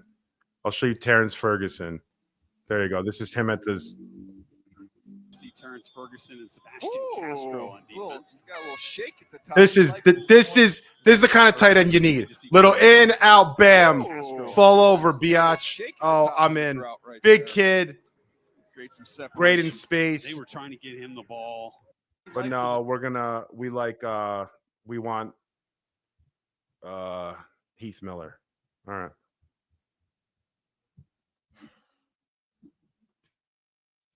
All right, Jack. Franco says, sorry, Frankie. Oh, that's okay. It will be okay. We'll get Dom Sion, kind of get his thoughts on Mason Taylor. Let me see where Dom's coming on. Yeah, Micah Parsons get some help with Cowboys had a good pick there. I think, you know, they get talent, Dallas. I wasn't too big on Tyler Booker necessarily at 12. Nick liked him from uSTADIUM. But I think Donovan Ezra, who's a good, really good player. So I think that's good. You got now another player off the board, another edge that I really, really like. I was talking about him before. JT Tuamalo from Ohio State. Like an Alex Highsmith, rangy edge all over the place. Another player I'd rather have. Listen, the Jets, at the end of the day, the Jets have to build a team, not for this year, not for next year, for the future, for 3, 4, 5 years. You need players that are going to continuously get better, players that have high ceilings. If you want to go high floor with the right tackle like we did with Armand Membu, I'm fine with that. I think it was a good pick. Would I rather have had Tyler Warren? Probably. But that's fine. You make your pick, you move on, you get a quality player. I'm with that. It's an offensive lineman. They're at a premium, always. But you don't follow that up and get another high floor player. Low ceiling, high floor. What are you building towards? High floor guys should go to teams that have established systems, should go to teams that have quarterbacks, should go to teams that have offensive coordinators or defensive coordinators that have been there, that know what they're doing, that you can plug and play them. You're not doing anything with Mason Taylor. What you're filling a hole. I'm not certain this kid's going to be ready day one to be the starter. He's going to have a lot of issues day one in the NFL, being an NFL starter, Mason Taylor.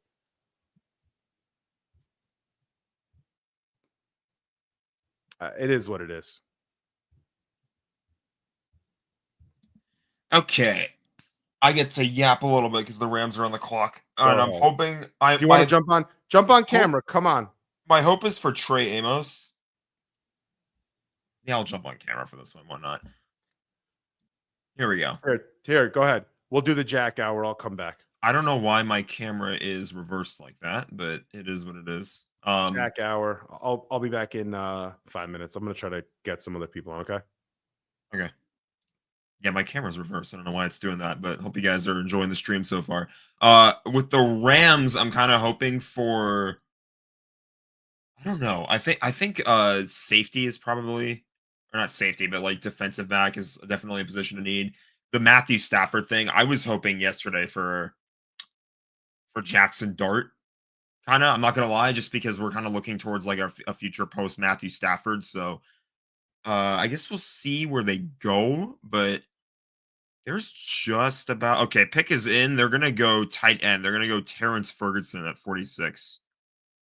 Not a guy I've looked into too much. I can't say that I hate the pick though, because tight end depth is definitely going to be necessary, because Hunter Long was a guy that came over in the Jalen Ramsey trade a few years ago. That was a few years ago. And he didn't really do a whole lot of anything. So it was kind of a bummer to see that happen. So I think I can live with tight end. I think I can live with Terrence Ferguson here. Just not necessarily. My hopes were high for Trey Amos, so it didn't go the way I was hoping it would. But you know what the hell's going on here? This is I just had him on, Terrence Ferguson. This is the guy I wanted. Oh man! So we're making you jealous now. Is what's happening here? This is the guy I wanted. I wanted Terrence Ferguson over Mason Taylor. I think you wanted just about everyone over Mason Taylor the way you reacted. How many picks? What was it? 2 picks after? Not that far apart. We're at 46. You were at 42, I think. Yep.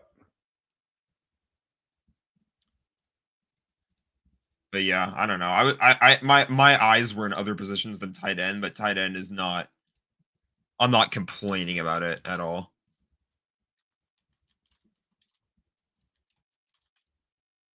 I know, like the tight end was definitely kind of a position of need as well, just because like they there were injuries last year. Unbelievable.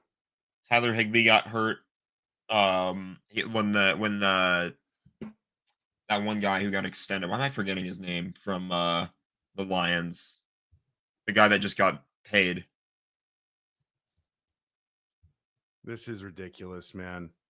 Terrence Ferguson, if anyone wants to see, if anyone gives a shit about my 15 players I love and 15 players that I love on offense and defense, I'll show you right now.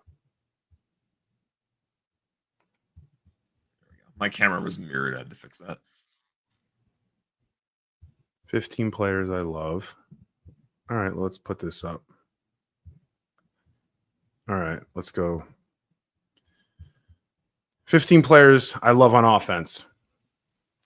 Terrence Ferguson right there. Gunnar Helm. I told you I would rather have both of these guys. Now, I didn't know Terrence Ferguson was going to go in the second round. They had him as a fourth rounder. Looking at him on film, I didn't see fourth round in him. I saw second round. He was in my top 5 tight end rankings. He was above Mason Taylor. So, who drafted Terrence Ferguson? Sean McVay. I think Sean McVay knows a little bit more than Aaron Glenn about what they're looking for on offense.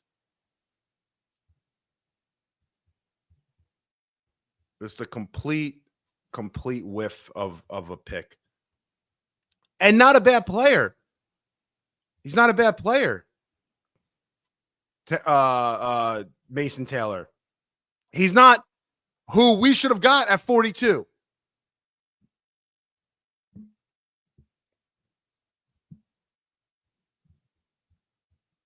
You got Kyle Williams out there, Trey Harris. It is what it is. Oh, now Will Johnson goes. Will Johnson just went to Will Arizona. Johnson. Wow. Will Johnson at Arizona. Wow. He definitely fell a lot because of the injury, but we'll get that put up on there.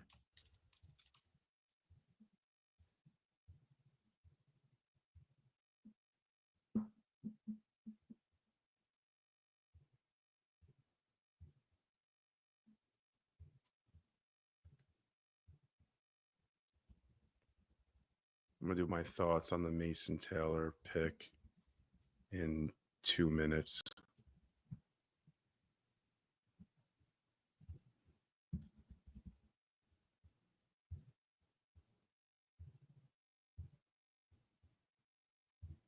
All right. Jack, let me give my little thoughts on Mason Taylor just to kind of round this out. All right. Jet Nation.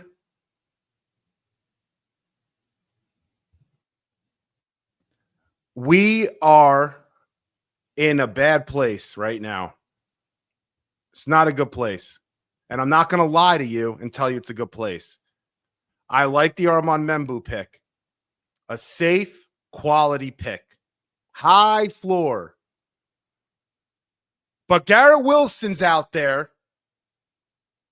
And you want him around for the future, don't you? Don't we want Garrett Wilson here for the future? Who's helping Garrett Wilson as a pass catcher, as a weapon? Who? We got Alan Lazard still on this team. We got Josh Reynolds, who's a wide receiver 3 at best, wide receiver 4. Lazard's a wide receiver 3.5. Corley, which we're going to have to play a lot. We better hope Malachi Corley becomes something. Get a wide receiver or get a tight end with upside like the Rams just did with Terrence Ferguson. Terrence Ferguson has a very high ceiling. Get a high ceiling guy. The NFL, you can get open in this league. Terrence Ferguson's a downfield threat. Yes, is he polished in all aspects like Mason Taylor? No, he's not. But at least you have upside. At least you have a high ceiling. The Jets have these picks, high floors, low ceiling. what are we doing? And I don't care about next season for these guys. I care about the development of these guys and what we're doing to help out Garrett freaking Wilson, who you're trying to convince to stay here long term. I know Jeff fans were saying, oh, we're going to, when he was in the building, we're going to sign him to an extension. He's not signing an extension anytime soon. He'd be crazy to. Sorry, I'm being negative. I don't like the Mason Taylor pick. Good player, wrong team. Mason Taylor should go to the Green Bay Packers. Mason Taylor should go to the Baltimore Ravens. Should go to the Kansas City Chiefs. A team that has an established identity on offense, has a quarterback, has an offensive coordinator that knows what they're doing. Mason Taylor is not giving us any upside. 3 touchdowns in the last 2 years. 3. And I know the Jason Taylor ties are nice. It's his son. Did that help him go to LSU? We want to talk about Shador having his father helping him. Maybe Jason Taylor helped his son get a little further along there too, right? Not a bad player, and I'm not shitting on Mason Taylor. They're not doing the right things. You have Trey Harris on the board, who's one of the best receivers in this class. Trey Harris. If you don't know him, look him up. Ole Miss. Probably why Jackson Dart is a first rounder. Because every time he targeted Trey Harris caught the ball. Every freaking time. Kyle Williams is a beast on tape. Beast. I was thinking, am I looking at Odell Beckham at LSU with this guy? No, it's Kyle Williams. But they looked at him and they didn't want that. He's smaller, weaker hands, has some drops. And Jalen Noel, who can do everything, like JSN and Amon-Ra St. Brown. Those guys help Garrett Wilson. Mason Taylor does not help Garrett Wilson, period. Does it help the tight end room? Of course it does. The tight end room stinks. Garbage, basura, spazzatura, like we say in Italian. Garbage. But it's not enough. I understand. And you know what? I'll give a shout out to somebody on Twitter, Zazzy Jets. I'll give him a shout out because he was right about this. We were talking about this on Twitter, just back and forth. The Jets are going to go high floors across the board. And he was right. I mean, the first 2 picks are. It's just not high enough of a ceiling.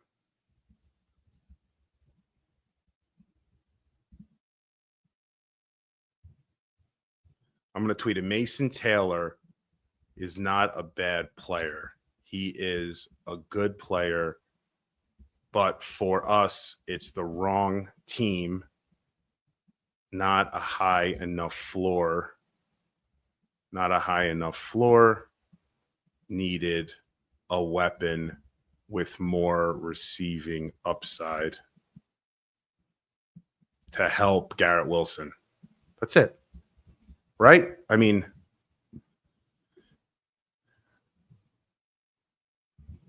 it is what it is. It's just another. I'm just not a high enough ceiling. Excuse me, not floor.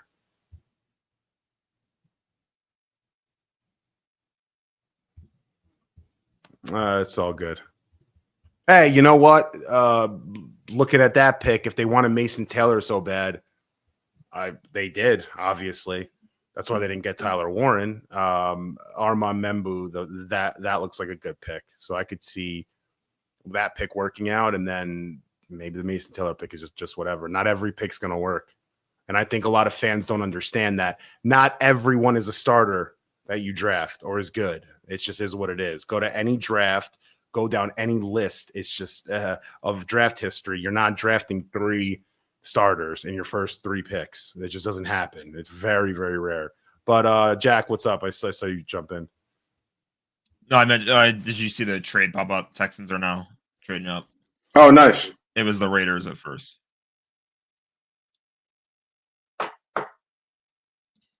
I don't know what happened to your microphone. Is my mic on? It's the quality change. It sounds like there's a different input now. Oh, how is it? Is it better? Now it's better. Yeah. Cool. Yeah, I muted for a sec. They were going to jump in. I don't understand how people love the pick.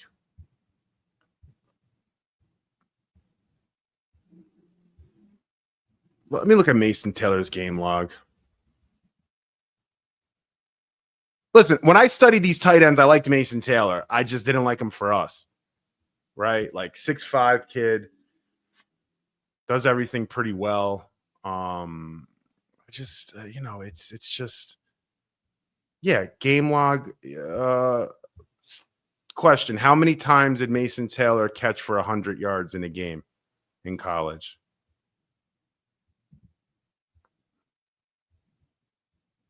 How many times, Jack?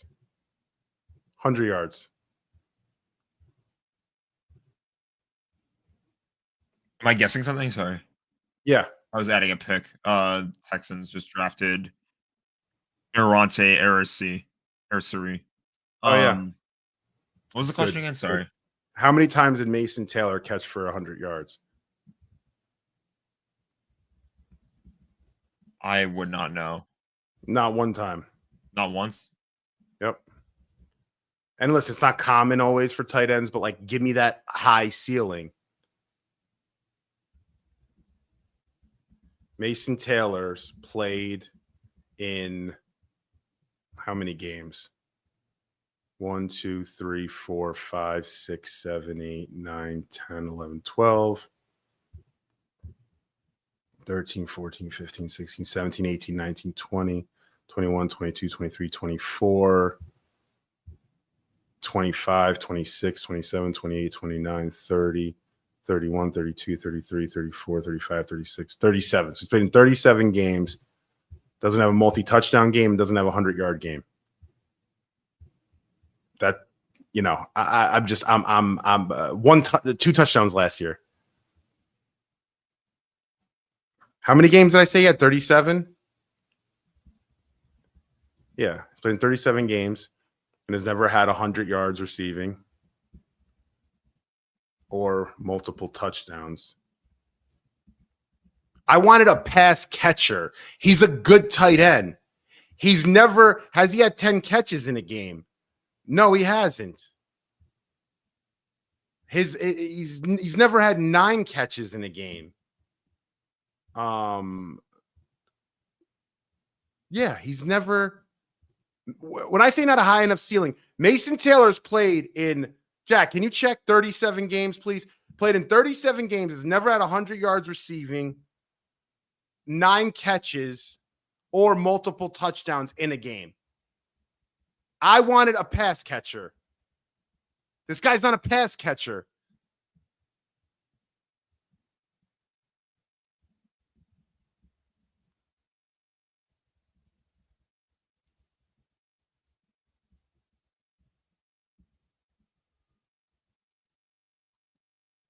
I'm bringing it up. Just give me a little bit. It's just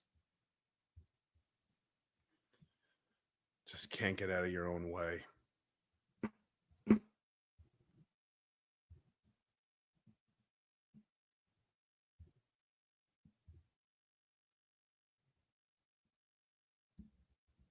What am I'm looking for Mason Taylor, games played. Mason Taylor. Okay.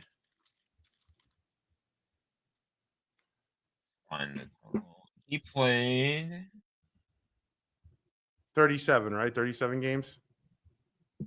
Yeah, I'm trying to find it because ESPN only has his NFL stats now instead of his because he just got drafted. So let me find the college. Yeah, I have it here. 38 games. 38 games played. Yep. Yeah. Got it.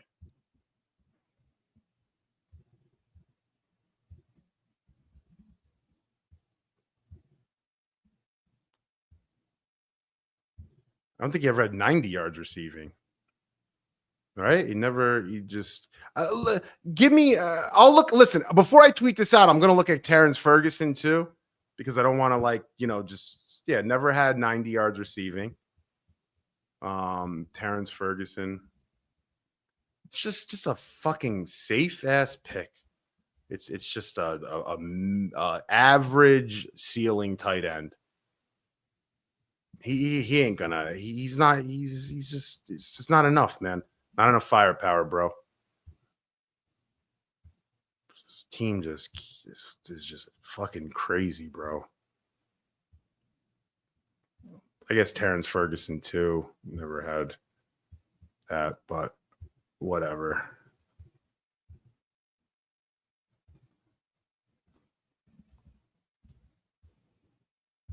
I wanted a wide receiver. They really fucked that one up.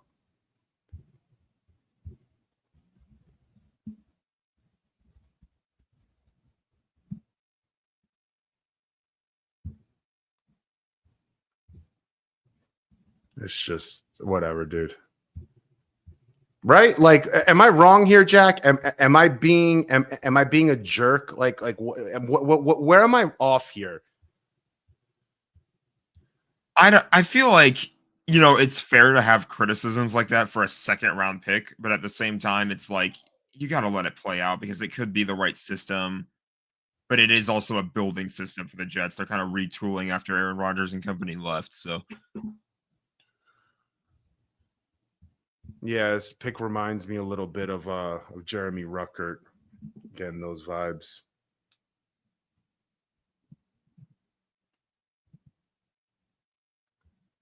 But yeah, we'll see if Dom comes on. Let me see if Dom's here.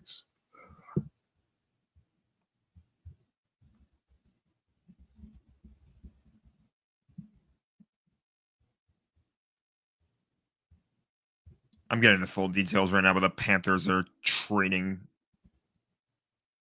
Panthers move back, and yep, Panthers are up to 51.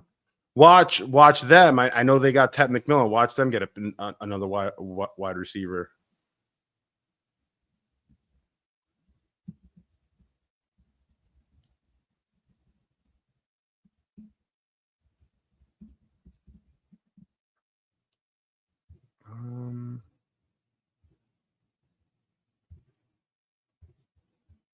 We'll do a little recap. I'm not being a good host right now. So doing a little draft recap. Let's go through it a little bit.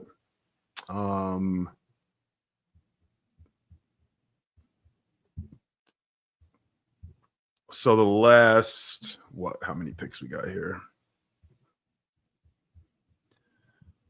This was an interesting pick. The Bengals are having a crappy draft. Jeez Louise, what the hell are they doing? This is a haul.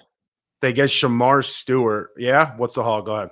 Panthers trade 57, 74, 111, and 230 for 51, 85, 122, and 208. Yeah. Put it down on the big on the non-ticker. Yeah.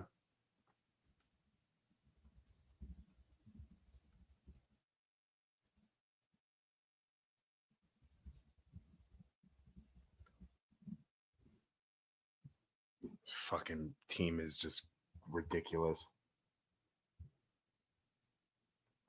1658 on the stream. Tuned in. Shout outs. We get to 2000. That'd be cool.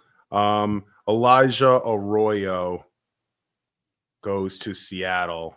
So another tight end off the board, getting a little semi-tight end runoff. You had Mason Taylor, the amazing Mason Taylor, going to the Jets at 42. Terrence Ferguson at 46. And then we have Elijah Arroyo going at 50. So as expected, in the top 50, you had 5 tight ends go, which is on par. 3 in the second round. And then in the first round, you had Colson Loveland going at 10, and then Tyler Warren going 14th to the Indianapolis Colts, trying to get Anthony Richardson some juice. Where did the Bengals take at 49?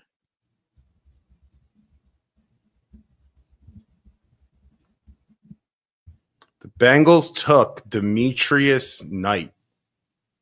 Jr., a linebacker was positionally ranked at I don't know, he's like the 4th or 5th linebacker on some boards. He's solid. That's a good pickup. He is. No, I mean, listen, I always like South Carolina players. He's pretty good. I'm not going to lie, but like, listen, the Bengals get Shamar Stewart, who's got 4.5 sacks for his career, literally, and then they get this kid like a linebacker, and it wasn't, the Carson kid who actually was the first pick in the 2nd round. But I don't know.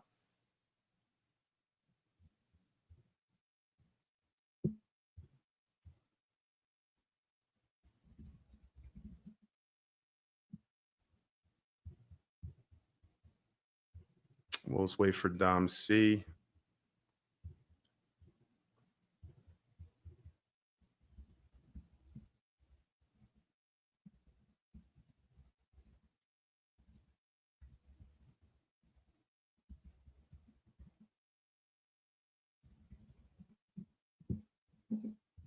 But yeah, with that said, we'll do a little recap. Elijah Arroyo, then you had Demetrius Knight Jr. Before that, the Texans in a trade with Minnesota, they get Ursary, kind of getting themselves a left tackle to fill that void with Laramie Tunsil. Will Johnson, who fell big time, rumored to be a top 10 pick at a point, goes to the Cardinals. Actually, the Ursary trade was it was through Miami, from Miami through Las Vegas. So Houston didn't trade with Minnesota, they traded with Miami. Terrence Ferguson from Atlanta, they got him at 46. JT Tuimoloau, who I like. I think Indianapolis is having a good draft. They got JT and Tyler Warren, 2 players I really like, 2 tough players, trying to kind of change that identity a little bit.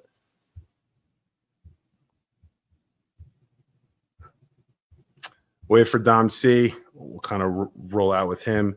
The Panthers are taking Texas A&M pass rusher Nick Scorton. Not a terrible pick. Another high floor pick.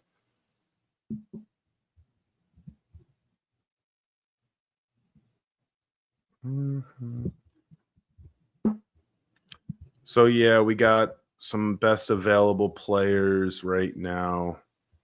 You got Mike Green, big fall off there, right, Jack? Mike Green with his character issues still on the board. You have other edges like Nick Scorton going before him, which is interesting because Mike Green. Rate, we're just a little bit over 10 picks left in the 1st round or the 2nd round. No Shedeur, no sign of any Shedeur. No signs of Shedeur. I'm good at those headlines. No signs of Shedeur. No signs of Shedeur. The Titans are selecting defensive end Oluwafemi Aladejo. Another edge or DN going and not Mike Green. The Mike Green fall has continued. Some other best available players. We got Darius Alexander. Dom C comes on. He could talk about him. Really, really quality defensive tackle out of Toledo. Trey Amos, cornerback, some people like out of Ole Miss. Shamar Turner, defensive tackle, another D tackle, big body up front. Out of Texas A&M. Omar Norman Lott out of Tennessee. Landon Jackson, an edge who I really like. An interesting corner that had some injury issues, but has a really high ceiling is Benjamin Morrison. He's still out there. One of my favorite running back prospects, Caleb Johnson out of Iowa. Caleb Johnson is really, really good. Big fan. Kevin Winston Jr., safety out of Penn State, just an all-encompassing kind of safety. Jalen Knoll and Trey Harris, 2 wide receivers who the Jets should have gotten, are still available. Shedeur Sanders, we just spoke about, still out there, man. That fall is real. Ozzie Trapillo out of Boston College, big tackle, 6'8" kid who struggles with leverage for obvious reasons, still available. Xavier Watts, another player who played with Benjamin Morrison out there at Notre Dame. They had one of the better defenses in football. He's still out there. Hitting 1,700 on the stream. Shout outs to everybody. Not the 25K we were looking for, but hey, one in Rome, right? Cam Scadaboo, Jack. What's your thought on him? I'll say this about Cam Scadaboo. I don't know where Cam Scadaboo should go, and I don't know what his value is or where he should go, but Cam Scadaboo is a freaking beast. Scadaboo is good. I like Scadaboo. I think he's Mike Allstott, Peyton Hillis with some speed, right? I think there are certain teams where he would fit the system better than others. So I'm just gonna say that I hope he doesn't go to the 49ers, and that's it. Yeah. Yeah, that would be a great place for him, actually. Yeah, that's why I would hate it. You get the last couple of years of McCaffrey, and then you have Scadaboo. But running backs are deep in this class, man. You got just a list that goes on and on. Dylan Sampson, people like, could be great in space. Devin Neal, DJ Giddens is a good player. RJ Harvey, who's one of my favorite backs in this draft. You have Damian Martinez, who had tremendous production at Miami. Another interesting running back prospect is Etienne's brother, Trevor Etienne. Put him on film. He's had some injury issues. Got suspended, I think. Has some character stuff going on, apparently. But dude, the kid can one cut and he's gone. Then you got the kid out of Rutgers, people like Monungai, who reminds me of Kareem Hunt a little bit. So yeah, the Jets are going chalk with this draft. It seems like they kind of had their guys. All right.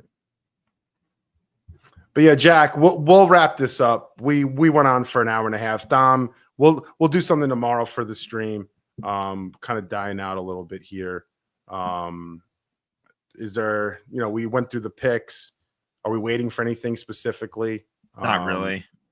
Not really anything major. Kind of just going through the motion. We kind of reached the point in the draft where we're kind of like everybody who's standing up is starting to sit down. Everything's like yeah. Tomorrow is going to be the real grind, I think. Like tomorrow, everybody's just kind of locked in, and like there's so many picks flying through because we're going to be doing rounds 4 through 7. So, and speaking of a guy I just spoke about that I like, just to kind of end the draft with a player I really like, the Bucks are drafting cornerback Benjamin Morrison.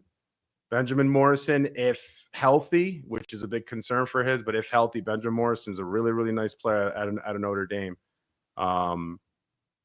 Didn't do much because of some injury issues, but when Benjamin Morrison was healthy early in his career at Notre Dame, he was one of the best corners. He was projected to go in the top, 20 when he came, if he were to come out, and then injuries kind of settled in for him. So the Bucks, Todd Bowles, former D-backs coach himself, getting himself a really good quality D-back. But with that said, we had 1,700 on the stream. Shout outs to everybody. Frankie V, Jack in the back of the house doing God's work back there. The New York Jets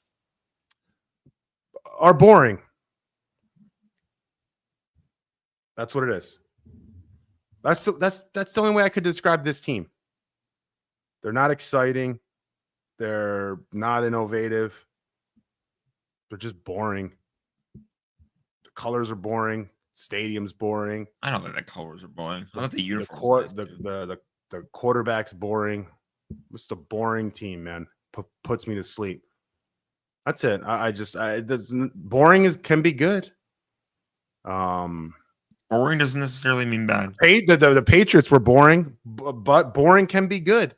The Jets, they want to build a team like this. That's fine. I'm not hating, but you got to get some firepower. You got to have guys that could take it 5 and bring it 55. And that's it. That's the wrap. Jack, you're the man.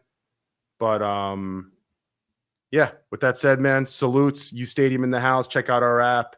We'll be doing some updates on the app. The website will be revamped pretty soon. So uSTADIUM, we are out. Check back tomorrow too. We'll be back then. Yep. We'll do something tomorrow. Later, man.